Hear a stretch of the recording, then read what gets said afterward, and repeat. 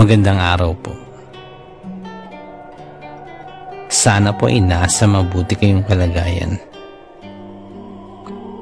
Ako po ulit si Obet. At meron na naman po tayong kwentong ibabahagi sa inyo. Ito po ay naganap sa totoong buhay. Ang kwentong ito ay ibinahagi ng isa sa ating tagapakinig. Ito po'y nangyari sa lalawigan ng Bohol. Ito po ang kwento. Pinaniniwalaan noon at magpasa hanggang ngayon ang isang kakayahan ng isang aswang na makahawa ng kanyang abilidad at kanyang pagiging halimaw gamit ang kanyang malapot at maduming laway. Ako nga po pala si Keloy at 15 anyos ako noon nung malaman kong ang kakaibang istoryang ito mula sa aming probinsya. Isa ito sa liblib na bayan ng Bohol.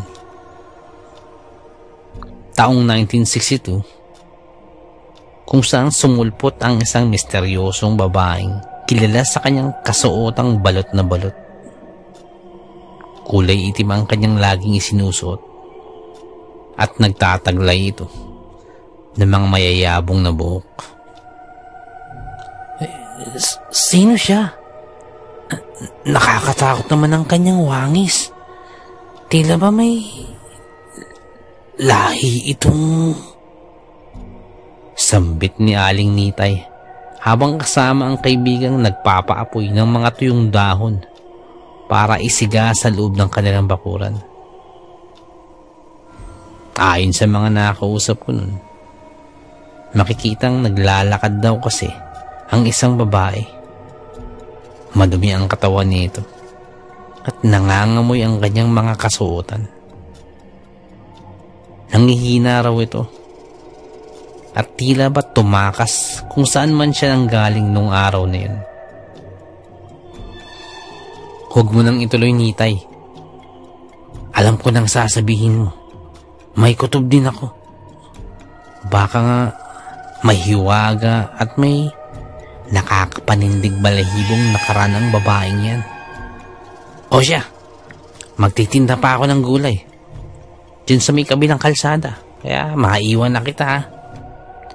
Mga naisambit ni Aling Baby sa kaibigan nito. Tanging pagtango na lamang ng dalawa ang kanilang naging tugon sa isa't isa.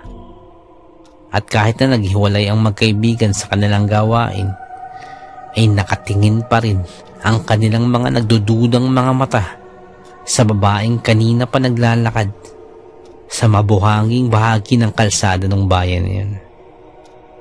Usap-usapan at hindi mapigilang mangamba ang mga taong bayan sa bagong sulpot na babae. Pinaniniwalaan kasi nila itong nanggaling sa mga karatig probinsya na kilala sa mga haka-hakang nakatira ang mga taong aswang. Ang mga taong aswang ay sila ang mga mangkukulam o mga halimaw na may mga orasyon na nanggaling di umano sa mga aswang na mga ninuno nito.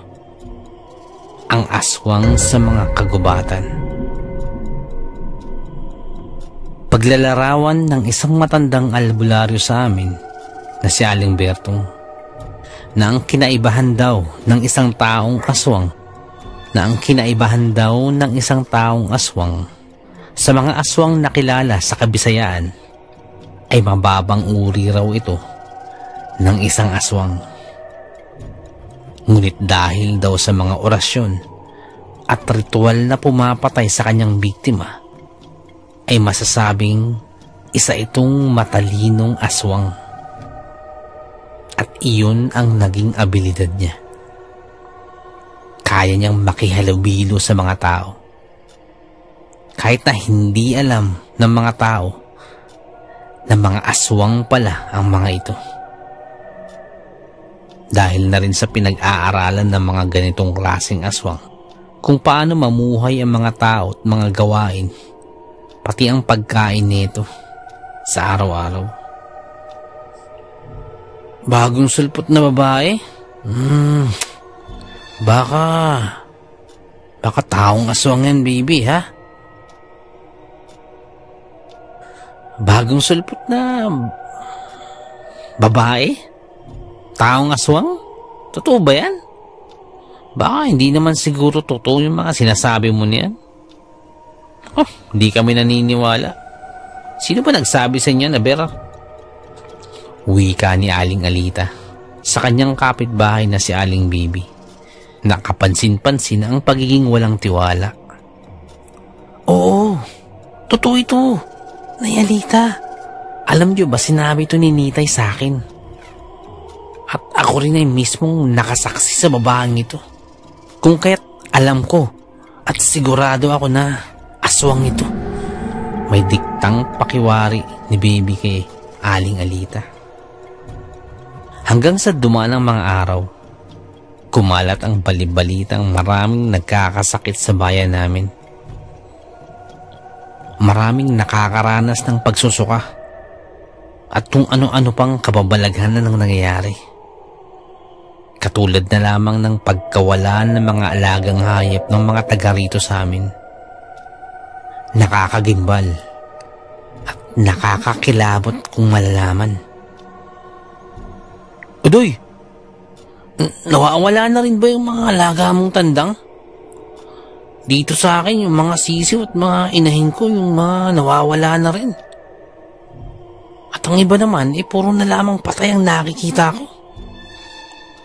Sigurado ako isang mabangis na hayop ang sumasalakay sa ating baryo. Siguro may mga mababangis na unggoy o di kaya't mga ahas. Pagkukwento ni Mang Kadyo sa kumpare nitong si Udoy. At hindi lamang ang Kadyo. Naiinis na rin ako dahil alam mo ba, ang mga inahing kambing ko, nawawala ang mga anak nito. At ang ikinatatakot ko pa, nung madaling araw, may kumakalos ko sa mga kulungan nila. Pagkatingin ko 10 pugot na ulo ng kambing at mga inahing bibi ang mga nakita ko. Kaya talaga namang ikinagimbal ko yun. Kinalungkot din. Dahil mangingitlog na sana ang mga yun. Yung mga kambing ko may mga anak na sana yun. Mahaba-habang pagsasalaysay ni Mang Kadyo sa kaibigan. Nakakabahala na raw ito ayon mismo kay Aling Alita. Sinabi niya kasi sa akin na lumalala na raw ang mga may sakit sa ating lugar. At alam niyo ba, na may mga usap-usapan na may isang misteryosong babae raw ang bagong sulpot dito sa atin. At pinaniniwalaan nila itong isang aswang. Pabiglang sambit ni Efren. Nang bigla na lamang itong sumabat sa usapan na isang magbabalot na humahango ng mga itlog mula kay Mang Efren. Hanggang sa ang mga bali-balitang ito ay kumalat. Ito ay nakarating na sa mga baryo. Hanggang sa maging ang pangalan ng pinaghihinalaan nilang aswang ay natukoy na. Liwayway. Liwayway ang ngalan ng babae. Nalaman ko ito nung bumili siya sa tindahan ko. Nagulat at nanghilakbot nga ako dahil sobrang itim ng labi nito na parang hindi na nakakakain ng maayos. Tapos ang payat niya, putot balat na siya. Parang hindi na makilala. Aswang nga yan. Tunay na aswang nga yung liwayway na yan. Mga salitang binitawan ni Aling Nitay sa mga kasama. Nako, dapat na nating mapuksa ang babaeng yan. Habang hindi pa niya tayo nauunahan. Ubus na ang mga alagang hayop namin at nagkakasakit na kaming lahat ng aking pamilya. Alam kong kagagawan nyo ng liwayway na yan. Galit na sumbat ni Mang Kadyo habang ikinukwento ito kay Aling Nitay. Dahil dito ay gumawa sila ng sarili nilang hakbang Nagdesisyon na sila. Maganda. Susulong tayo sa pagkagat ng dilim. Dapat na nating tapusin ang buhay ni Liwayway, sambit ni Mang Efren. Magunos dili kayo. Hindi nyo alam ang inyong ginagawa. At isa pa, mapanganib yung gagawin nyo. Papatay kayo. At isa pa, hindi basta-basta yung papatayin nyo. Mapanganib ang pumatay ng aswang. Babala naman ni Lola Alita. Hayaan mo na sila, Nay Alita. Gusto ng taong bayan na pagbayaran ng aswang na si Liwayway ang kanyang pinaggagawa sa ating buhay at kabuhayan. Naapektuhan na tayo ng sobra-sobra. Kaya naman siguro mas mabuti pang paslangin na yung taong aswang na yan. Sugot naman ni Aling Nitay kay Aling Alita na hindi na nakapagtimpi pa. Kaya pagsapit ng takip silim ay tumungo sila kay Lolo Bertong, yung kaninang albularyong nabanggit. Sinabi nila doon ang lahat ng mga nangyari patungkol kay Liwayway na pinaghihinilaan nilang aswang. At dahil doon at sa mga kwento-kwento ng mga taga-baryo ay naniwala ang albularyo. At isa pa ay may nasaksihan din si Mang Berto na ginawa nun ni Liwayway nang minsang nakita ito ng albularyo na nasa may ilog. Habang kumukuha ang albularyo ng mga halamang gamot, ay nakita raw ng dalawang mga mata nito ang ginawa ng babae. Maniwala man kayo sa hindi, nakita ko yung si Liwayway naghahanap ako ng mga gamot sa gubat. Kitang-kita ng aking mga mata na kumakain siya ng gumagalaw, hilaw at may buhay pang mga nagagalawang mga isda. Gamit ang kanyang mahabang dila ay nilawayan niya muna ito at antimano ay namatay ang isdang iyon. Matinding revelasyon ng matandang albularyo. Sa sandaling yun ay nalaman nilang natunay ngang kumakain ang buhay ng mga hayop si Liwayway. Hanggang sa nadiskubre ito ng iba pa. Doon sila nagdesisyon na puntahan ang tahanan ni Liwayway. Malapit ito sa mababang burol na hindi kalayuan sa tirahan ng mga taga-bayan. Ilang sandali pa ay narating na nila ang harapan ng bakuran ng kanilang pakay. Liwayway! Lumabas ka riyan! Aswang ka! Lumabas ka sa iyong lungga! Palahaw na sigaw ni Efren habang kasama ang mga taga-baryo. Kasama si Mang Kadyo, Aling Nitay, Aling Baby, at ang albularyong si Mang Bertong. Maliban lamang kay Aling Alita. Walang sumasagot mula sa bahay ni Liwayway. Dala-dala ang mga sulo ay pinasok na nila ang bakuran ng bahay ni Liwayway.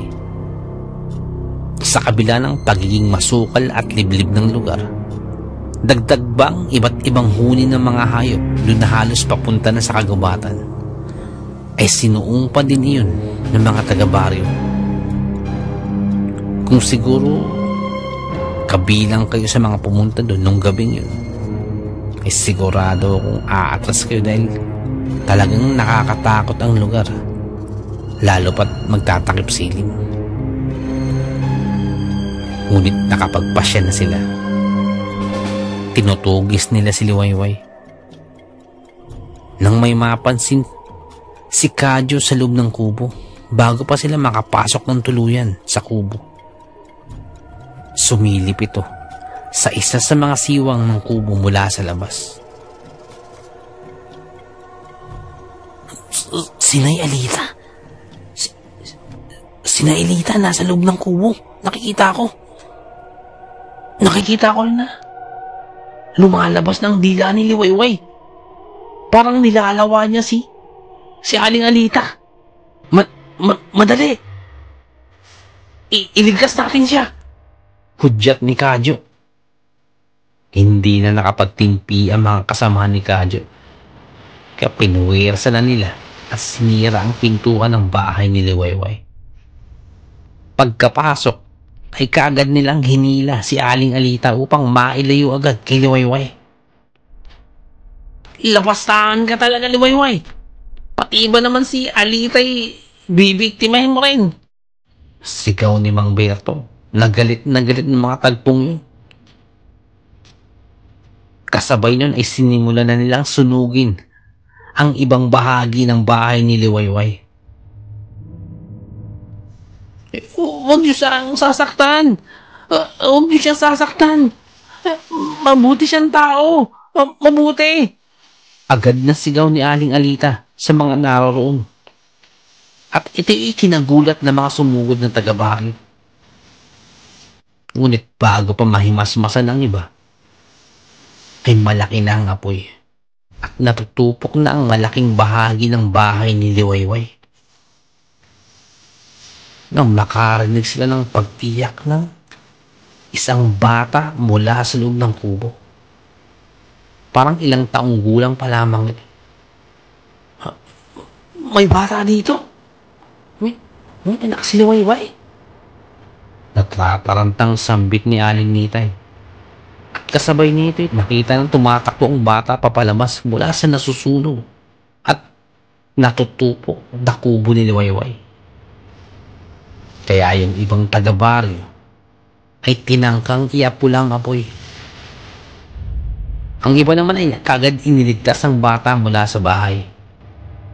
Ngunit masyado nang malaki ang apoy. Tinangka ng iba na iligtas pa si Liwayway, ngunit huli na. Natagpuan na lamang ang katawan ni Liwayway na wala na itong buhay.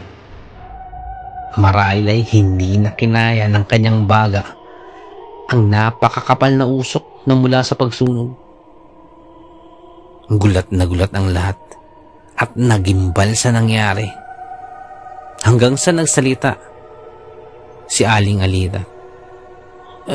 Ang buong akala natin na isa siyang aswang. Ngunit ang totoo ay marunong siyang manggamot, ang sabi ni Aling Alita. Kaya nung marinig ng mga taga-baryo ay hati ang opinyon ng mga tao na naroroon. Ang iba'y naniniwala, ngunit ang iba'y hindi sa tunay na katauhan ni Liwayway. Ayon kay Lola Alita, gusto niyang alamin ang totoong katauhan ng babaeng ito. Kaya niya sinadya ang bahay ni Liwayway. At sa pagpunta niya, ay natalisod siya at aksidente na ang kanyang braso ay nagkaroon ng konting pilay. Nung mangyari yun, ay doon siya nakita at agad pinuntahan ni Liwayway. Pakiwari niya nun ay papaslangin na siya ng kanilang hinihinalang aswang.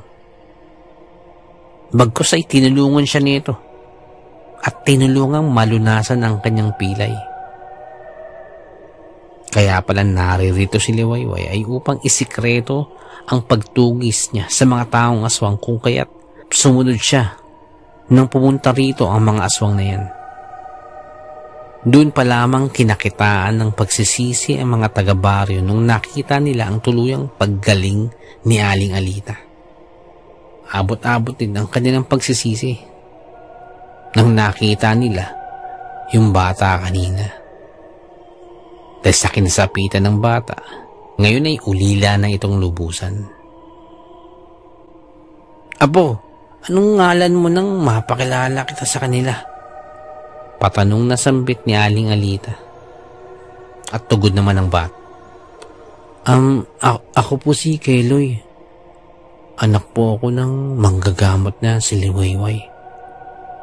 Marahan na sambit ko sa kanila at kay Lola Alita. Opo, ako ang anak ni Liwayway.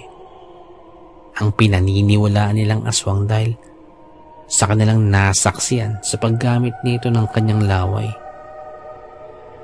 Ngunit ginagamit niyo yun, hindi para pampuksa o pampaslang, ngunit ginagamit yun ni nanay panggamot sa biktima ng mga taong aswang.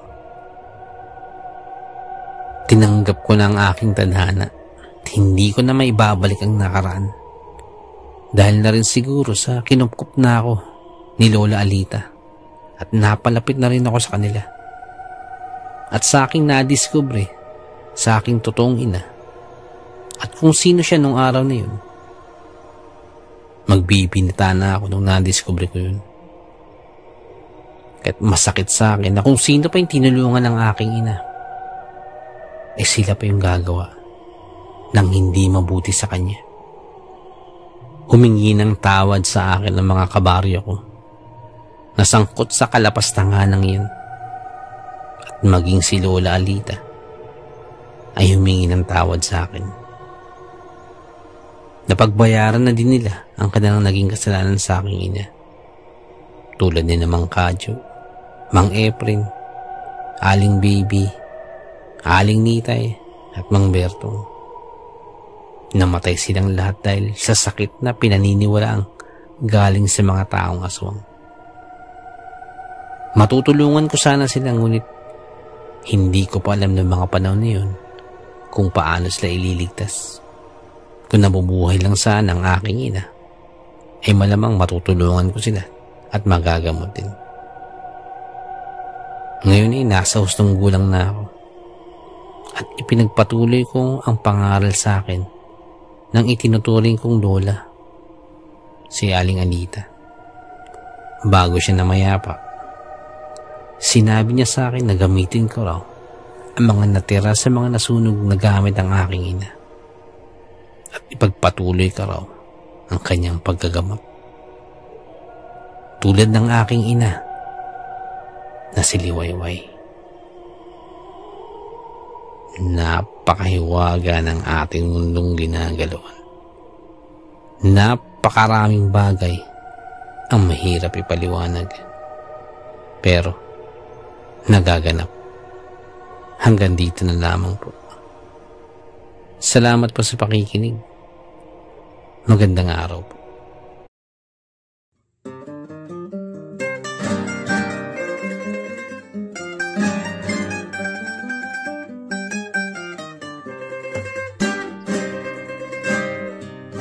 Nais ko lamang pong magpasalamat sa lahat po ng sumusuporta sa ating channel, sa lahat po ng ating mga subscribers, mga listeners, at mga silent listeners po natin. Maraming salamat po. Ganun din po sa ating mga OFW listeners mula po sa iba't ibang bahagi po ng mundo. Maraming salamat. Ganun din po sa mga silent listeners po natin at sa mga listeners po natin mula po sa iba't ibang kapuluan po ng Pilipinas. Maraming salamat po. Sa mga nagpapadala po ng kwento, sobrang salamat po. Sobrang laking pasasalamat po. Nais ko lamang pong i-shout out si Ma'am Helen Casamayor. Ma'am, maraming salamat po. Isa po sa masugid natin tagapakinig po mula pa po nung nasa Saudi pa po siya. Maraming salamat po, Ma'am Helen Casamayor. Isa po sa ating mga silent listeners. Sobrang salamat po. Sana po, ingat po kayo dyan palagi. Maraming salamat po. Nais ko lamang pong i-shout out si Boss Marlon ng Di Masalang. Boss, shout out po. Maraming salamat po sa pakikinig. At nais ko rin pong i-shout out si Ma'am Dalisay Concepcion. Maraming salamat po sa pakikinig. Shoutout po sa inyo, ma'am. Shoutout din po kay Sir Myong. Boss, maraming salamat sa pagbisita sa ating channel. Maraming salamat. Kay Sir Myong Herminio Viterbo, shoutout po sa iyo. Ingat po palagi. And also, belated happy birthday po kay Ma'am Annie Apruebo. Belated happy birthday po. More birthdays to come. More blessings and good health. Shoutout po sa inyo. Maraming salamat po. Nais ko lamang pong i-shout out si Ma'am Mary Asilar dyan po sa may UK. Shout out din po kay Ma'am Annie Apruebo, kay Ma'am Annie Viloria, at kay Boss Baby Langka. Shout out po. Maraming salamat po.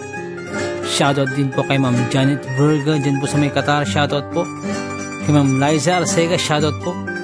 Shoutout din po sa Manhattan Hamburger dyan po sa may Bukandala 3, Imus Cavite. Shoutout po sa inyo. Ganun din po kay Boss Fernando Marcos. Shoutout po. Shoutout din po kay Ma'am Christy Harm dyan po sa may Hamburg, Germany. Shoutout po. Ganun din po kay Tata Estong Nestor Bauyon dyan po sa may London, England. Shoutout po. Kay Boss Jing Fensalida, isa po sa ating mga silent listeners, maraming salamat po. At kay Boss Bobby Gonzales at sa Gonzales family, shoutout po, maraming salamat po, boss. Ganun din po kay Boss Camelo Aroy, shoutout po. Kay Boss Malvin Esquera, boss, shoutout po. Kay Boss Miguel Doris Kibel, shoutout po. Kay Ma'am Imelda Pascua. Kay Ma'am Elizabeth Arnaiz, shoutout po. Kay Ma'am Rosie De Mesa, shoutout po. Kay Boss Haz dyan po sa may Saudi, shoutout po. Salamat din po kay Boss BK, salamat sa milk tea, shoutout sa iyo. At salamat sa suporta, shoutout po. Salamat din po kay Ma'am Eileen Rodriguez, shoutout po ma'am. Sa mga suggestion, maraming salamat po. At sa mga hindi ko po nabanggit, pasensya po muna, pero sa next time po, i-shoutout po natin yan. Maraming salamat po.